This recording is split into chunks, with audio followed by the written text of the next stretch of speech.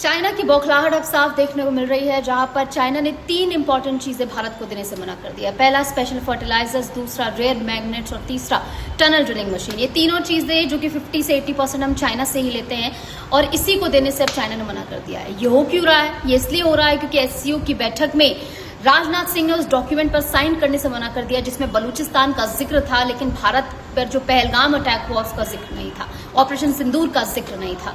ऐसे में जरूरी था कि भारत अपना स्ट्रांग पॉइंट उस पटल पर उसी मजबूती के साथ रखे और वो बखूबी राजनाथ सिंह ने किया। और जब ठुकरा दिया पूरा डॉक्यूमेंट के नहीं करूंगा साइन, भारत इस पर बिल्कुल भी जो है सहमति नहीं देता है। ऐसे में जरूरत है कि हम सभी भारतवासी जो है चाइना के खिलाफ एक साथ आए।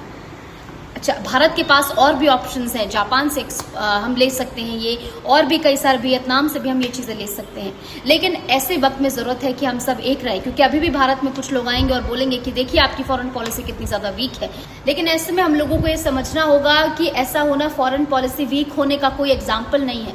ये फॉरेन पॉलिसी स्ट्रांग होने का एग्जाम्पल है कि हम दबाव बनाने में सक्षम हैं और हमारे पास ऑप्शंस हैं। वियतनाम हो, जापान हो, हमने ये ऑप्शन सामने रखे हैं आपके। बुलेट ट्रेन बनाने के लिए जापान से हमारे बहुत सारे अच्छे रिलेशंस बन रहे हैं, तो ऐसे में जापान से ये चीजें लेना हमारे लिए ज्यादा आसान होगा। लेकिन ऐसे में जरूरत है एक साथ रहने की, यूनाइट रहने की।